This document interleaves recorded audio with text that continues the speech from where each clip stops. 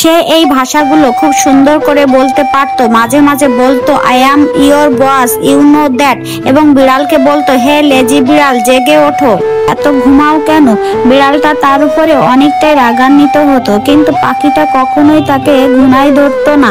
বলে না, সঙ্গ দোষে লোহা ভাসে। ছেলেটাও টুকটাক কোমল পানীয় পান করত। পাখিটাও মাঝে মাঝেই পানিগুলোর প্রতি আসক্ত হয়ে যেত। ছেলেটা বিষয় যখনই নিষেধ করত, উল্টো তার আঙুলে এসে ঠোকর মেরে দিত আর বলতো I am your boss, no advise me.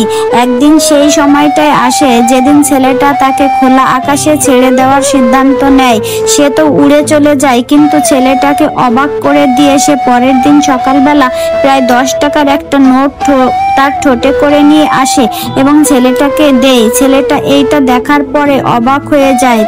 তার ভিতরে এক ধরনের লালসাও জন্ম নেয়, কেননা সে প্রতিদিন ঘরে বসে অনেকগুলো টাকা পাচ্ছিল। কখনো কোনোদিন একবারে 3টা নোট ঠোঁটের উপর করে নিয়ে আসতো। ছেলেটা এখন মাঝে মাঝে তাকে খাবার দেয়, যেন বলে খাবার দাও, টাকা নিয়ে আসো। অল্প দিনের ভিতরে ছেলেটা অনেকগুলো টাকার মালিক হয়ে যায়।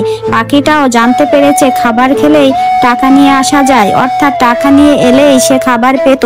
কিন্তু সে এতগুলো টাকা একসঙ্গে দেখে এই টাকার মালিক নিজেকেই মনে করে। ছেলেটা বলতো আমাকে কিছু টাকা দাও, আমি তোমার জন্য খাবার কিনে নিয়ে আসি, কিন্তু উল্টো সে ছেলেটার হাতের উপরেই কামড় দিত, আক্রমণ করত। মজার বিষয় হচ্ছে এখনো পর্যন্ত জানতে পারিনি এই টাকাগুলো সে কোথা থেকে নিয়ে আসে। সম্ভবত কাস্টমার যখন কোনো জিনিস ক্রয় করার জন্য পকেট থেকে টাকা বের করে, ঠিক তখন ওই সময় সে টাকাগুলো নিয়ে উড়াল দেয়।